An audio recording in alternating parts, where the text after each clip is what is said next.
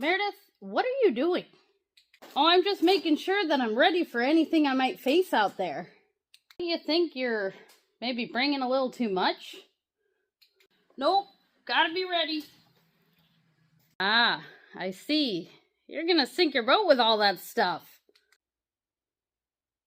That sounds like me to a T. I'm the type that wants to bring everything on every cruise because I want to make sure I'm prepared.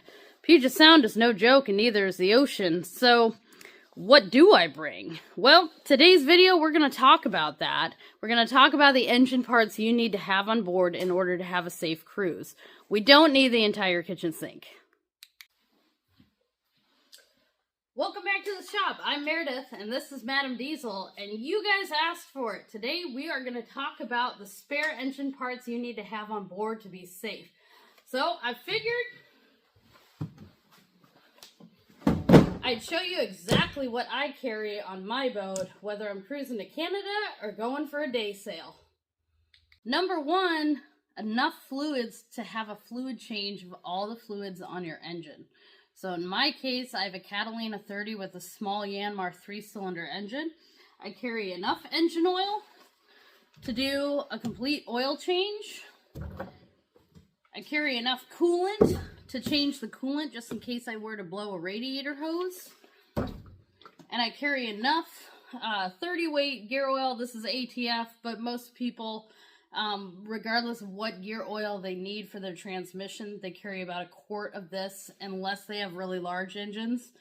The reason I carry enough to do at least most of a fluid change is if you blow a hose, if you blow a line, you know, if you blow a seal, something, and you're in the middle of nowhere, it's one thing to replace the part, but if you don't have the fluid to refill it, you're still stuck. And believe it or not, once you kind of get into the middle of nowhere, what might be easy fluids for us to get here in the United States, it might not be so straightforward when you're in the middle of Mexico, or even in an area that's just really touristy, so they don't necessarily have the exact coolant that you need for your specific engine. So bring it with you and be prepared for that. So this box is kind of a majority of what I bring. I don't actually bring this box to the boat. I have a separate box, but this is actually my spare parts that live here at the shop for when I'm doing kind of major servicing. If I get myself an extra part, I want to keep it separate from, you know, my customer stuff or whatever. Some of this stuff is going to be really straightforward, but it's still important. And so one of the most straightforward things is spare fuel filters. So I always have a primary and a secondary. Most of the time I have more than one because if for whatever reason there's crud or water in my tank, I can change filters on the fly.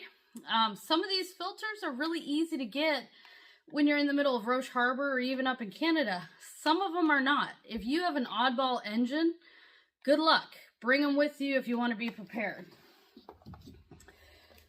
I don't typically carry oil filters. I usually have maybe one, but it's not a need. It's more for, it's just there when I'm ready to change the oil on my cruise home. Now, that being said, if you're going on a long cruise that you're going to be gone for months at a time and putting well over, 100, 150 hours on your engine, you're going to need oil filters. Now we're getting into the meat and potatoes of stuff, and some of this is like legitimate spare parts. So this guy is a coolant pump for my engine. And the reason I have some hard parts with me is I tend to carry what has a tendency to fail. So in this case, this particular coolant pump tends to have issues with its seals, even if you're using the correct coolant. I had just put a brand new pump on last year, and it had already failed, and I got a warranty replacement. It is now a spare. So I carry this. I carry things like starters, a spare starter. There was nothing wrong with this starter. And so I pulled it and I kept it in my box to bring with me because I have been caught without a starter before.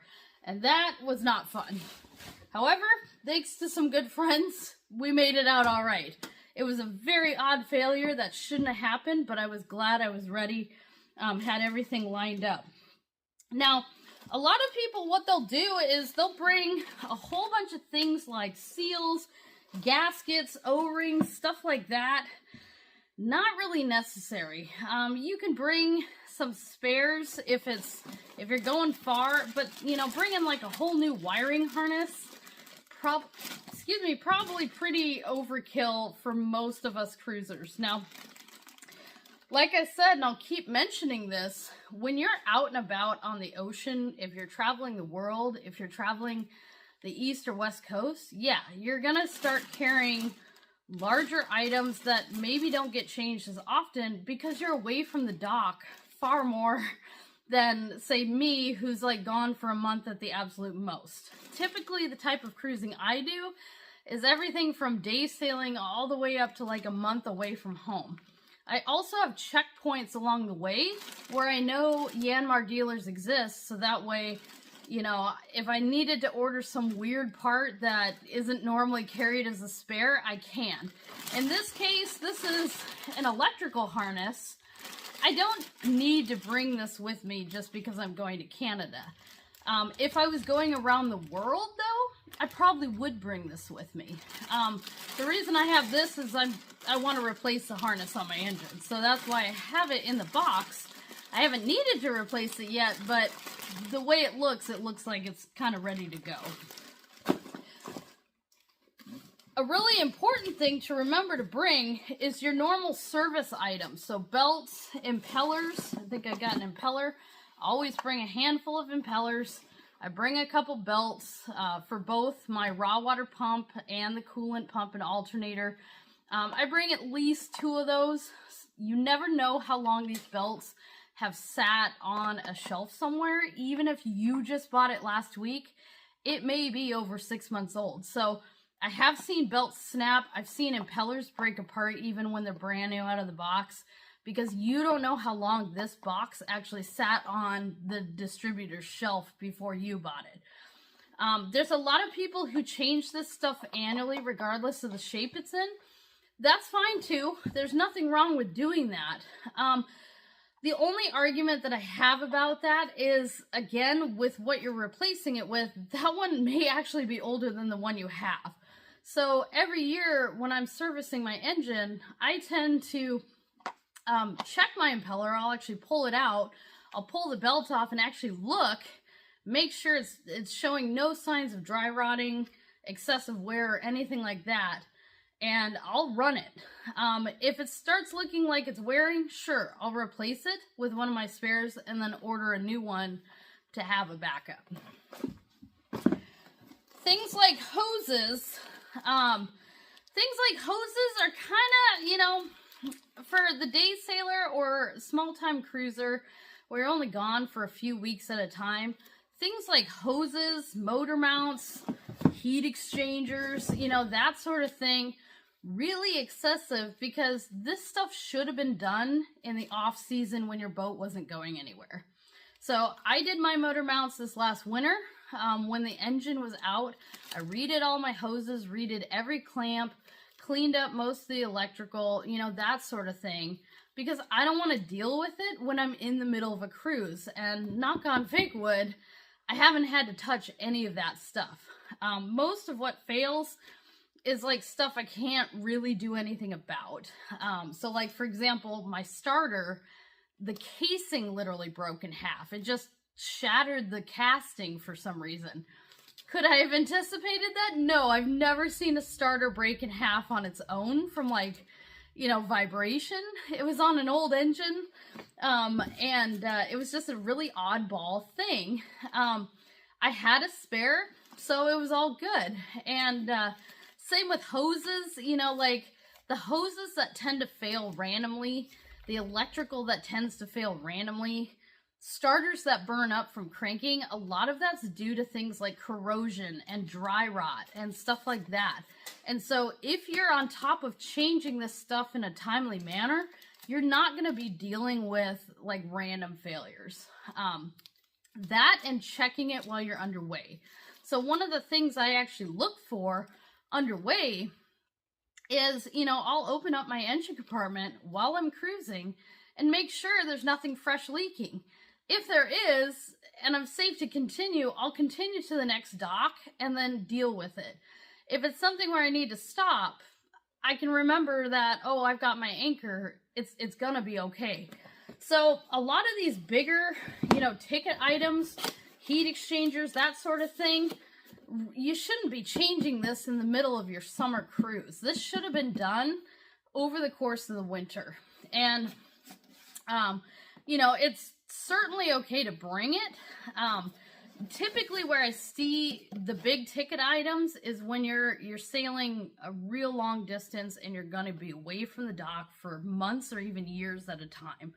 Because remember, your normal maintenance-y stuff still is on the clock, you know, the regular timeline, regardless of where you are out on the water. So if you're going to be going to Mexico for the next year, well, okay, bring a heat exchanger with you, because it's going to be harder to get one perhaps in Mexico. In my case, where I'm only gone for a month, I'm going up into like Canada somewhere where there's the Yanmar dealers around me, and within a couple days or even a week, I can have a new one like delivered.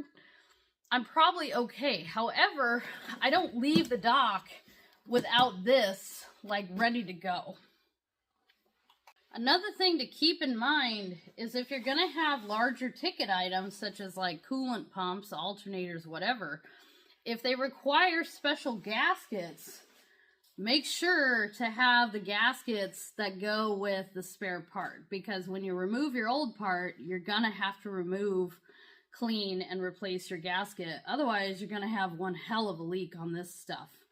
This stuff, there's so many times where, you know, the customer will have the spare part, but they don't necessarily have a gasket, and they're still kind of stranded. And finally, and probably one of the more important things, is having the tools on board to actually install some of this stuff.